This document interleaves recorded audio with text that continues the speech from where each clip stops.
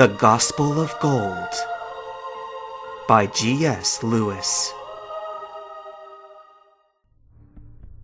You need gold in your custody, and I've taken steps to make sure he comes to you, said Alan resolutely.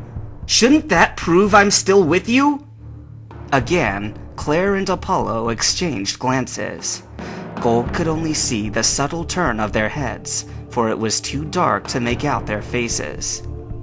Koga should be here any minute, Claire answered. If he really did give you our location, and you didn't merely follow his Pokémon here, let him vouch for you. In the meantime, since you know so much already, let's see what you make of this. She bent down over Lance's prone body and tugged at his face, pulling something away. As Lance groaned and sat up, Gold felt Dragonite shift a little behind him. He looked, and the moment their eyes met, the dragon Pokémon pointed urgently at its incapacitated master. What? Gold hissed incredulously.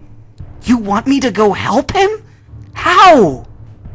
Answer me something, cousin, Claire was saying in a mock-sweet whisper that all could hear.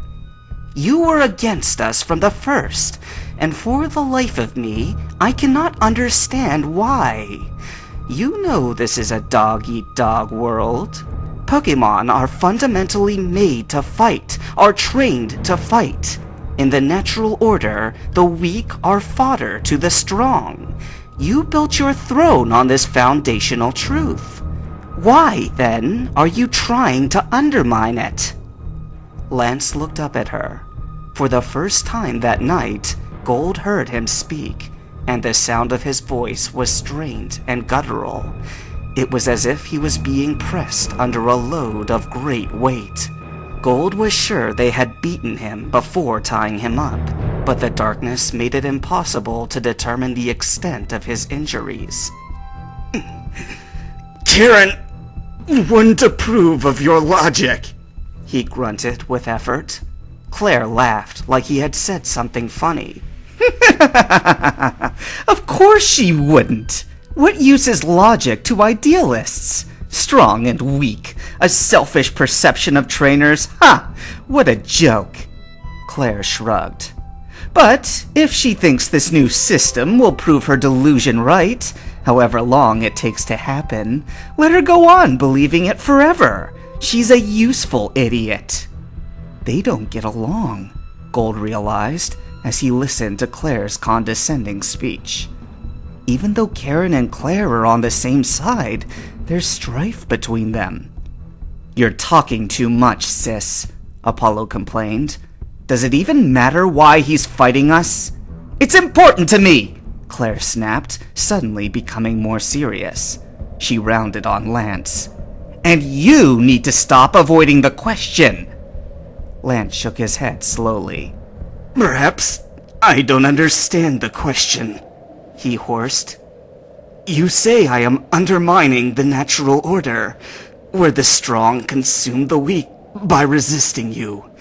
Yet you conspire with Apollo to upset the natural order with your evolution signal wave experiment. His speech was cut off in a gasp of pain as Apollo descended behind him and delivered a kidney punch that thumped soundly on impact. Again, Gold felt Dragonite tense behind him.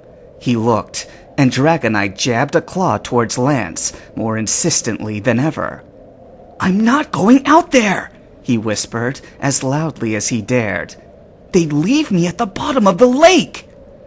It's a very simple question, Apollo stated nonchalantly, gazing down at Lance. You've caused us problems. Why? Lance took several deep breaths through his nose, making an effort to conceal his pain that was valiant but vain. Because you've gotten everything backwards, he managed at last through gritted teeth. Pokémon training, in many ways, reflects life as it was meant to be lived. We all start out weak, but weakness is meant to be nurtured to strength, not despised and trod upon. We make the journey to improve ourselves, not have growth thrust upon us artificially. And when we reach the peak of our strength and influence, we hold it in an open hand, so that when the time comes to pass on our position of power, we give it up freely, even happily. But you've taken all the steps you can think of to cling to your power with white-knuckled desperation. You don't even realize that it's going to be taken anyway, and your fingers broken in the process. Gold listened with wonder and rapt attention. For all his hurt and downfall over the last few hours, Lance's resolve had not given an inch. His will remained hard as iron. Apollo loomed over Lance's prostrate body, flexing his hands restlessly. "Keep talking," he said with deadly calm. "We'll see whose fingers get broken." What happened next was so quick that Gold only saw the second half of it. Dragonite burst from hiding, knocking him flat on his stomach in the deepest part of the underbrush. The tranquil night air was abruptly shattered with roars and screams of dismay, and then the summoning light of Pokeballs erupted forth like flash grenades. Gold scrambled about in the thicket, regaining his feet only after a fierce struggle with some clinging brambles. By the time he looked back at his enemies, their positions had changed, but in spite of the ambush, they had gained the upper hand. Dragonite thrashed about in a berserk frenzy, its movements hindered only by the constricting coils of Claire's Dragonair, tightly wrapped around its legs, wings, and arms. A Houndoom, even bigger than Karen's, darted past Apollo, and clamped its jaws savagely down on Dragonite's tail. The dragon howled and twisted, but its movements were suddenly and drastically slowed, as if moving through a thick liquid substance. Gold saw two crimson pinpricks in the dark. Eyes, he realized, belonging to a condor-like Pokemon with a tall body resembling totem markings.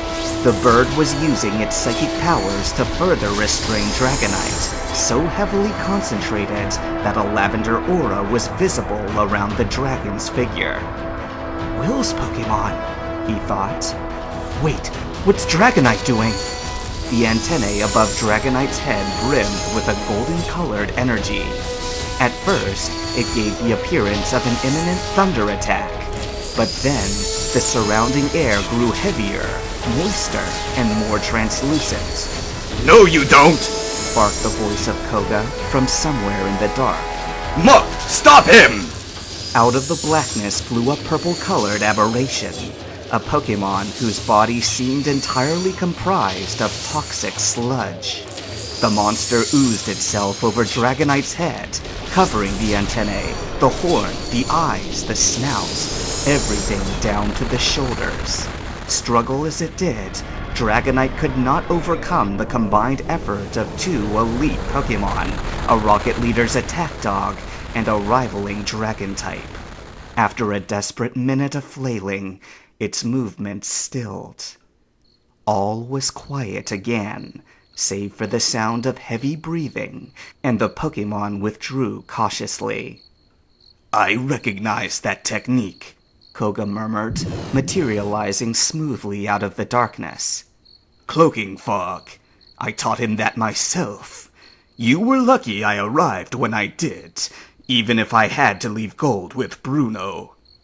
"It was like this when I got here," Alan added. "He must have sneaked in just as I came." "It shouldn't have mattered," Koga snorted disapprovingly. "Will can sense the presence of anyone, no matter how they cover themselves." He stopped, and his eyes lingered on the psychic elite, still nursing his head. "Then again, perhaps not. What's wrong, Will?" Will ground his teeth, his fingers twitching against his temples. "The Black Swan!" he wailed, not looking at Koga. "Ever since Lance destroyed Apollo's machine, I've seen him! Only him! Ah!" He doubled over, tucking his head between his knees, and squeezing as if he meant to crack his own skull open. Apollo walked in front of him, and Gold saw that his expression was twisted in a tight grimace. The others gasped, and all attention immediately left Will, for Apollo's hands were mangled and dripping, like they had been caught in heavy machinery. 2 of his fingers swung limply, attached only by thin strands of flesh. "He's been like this since I arrived, no worse," Apollo grunted, refusing to address the elephant in the room. He motioned at Alan with a jerk of his head, his eyes on Koga. "More importantly, you're acting familiar with this one. So he is here with your blessing?" "Of course! Isn't he one of Claire's?" asked Koga with some impatience, stepping up to inspect Will. "And you can knock off the tough guy act. You're hurt, and Will's hurt, and we need him to teleport back to League HQ. "Dragonite," moaned Lance in quiet lament.